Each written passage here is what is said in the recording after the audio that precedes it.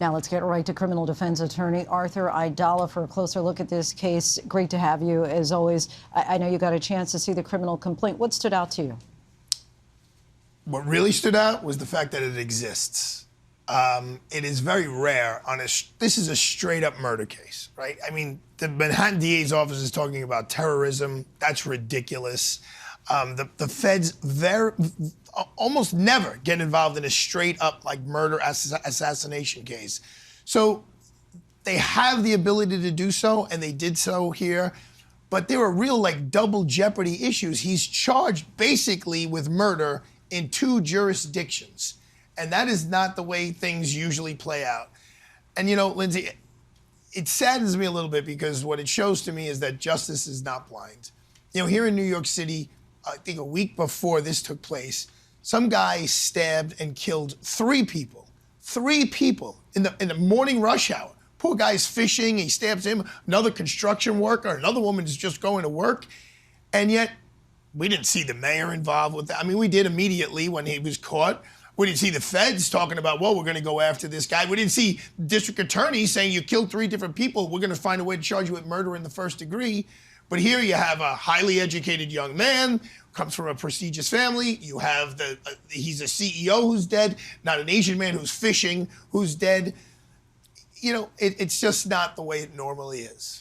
Because you feel that it's because this is a higher profile case because of who the victim was? Yeah, who the victim is and now who the defendant is, absolutely. And it's just, I'm a little idealistic, and I feel like cases should be treated the same. And this case is being treated in an extraordinary manner. I was at the courthouse today. There was pandemonium. They didn't know, was he going to the state courthouse or was he going to the federal courthouse? The defense attorney asked the judge, like, Judge, I thought I was going across the street. I know Karen well.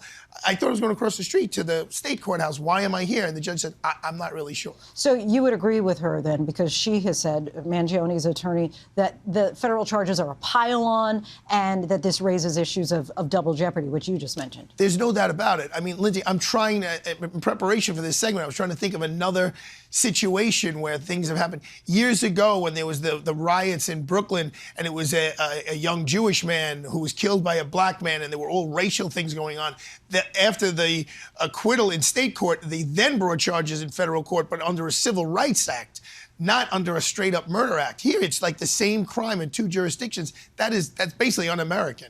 If you were to be defending Luigi Mangione, thoughts on a defense? I mean, the first thing you have to do is his mental health. I mean, in state court, when you go and do an arraignment, you could ask a judge immediately to have your client evaluated by a doctor appointed by the judge to see if he's mentally fit to even go forward. Then you hire your own experts and you try to correlate his back pain, which was apparently debilitating, and how it would affect the human brain so that the brain breaks, and you just try to go for mitigation, Linsey. I mean, I don't think there's going to be a defense here that he didn't do it. It's going to be, he did it, his brain broke, and instead of him spending life in prison or in the feds, the death penalty, let's put him away for a long time, but not forever. Aaron Katersky described him as docile and stone-faced in court. Any thoughts of... He's got to be in shock.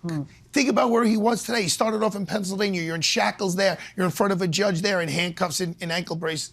Then you get on a plane. You fly to Long Island. Then you get on a helicopter. You come here. You land. There's the mayor with... You see all the security around him? I mean, I don't know if President-elect Trump has that amount of security around him. I'm not being facetious. So he's got to be in a state of shock. And he's meeting all these people now for the first time. There's strangers all around. And he's in a very strange environment. He's in a federal courthouse with a federal judge. And tomorrow, the next day, he's going to be in a state courthouse. So and where he is right now is not a pleasant place to be in the Metropolitan Detention Center. I don't like going there as a visitor, God forbid, as an inmate. Arthur Aidala, always appreciate your time and insight. Thank you so much.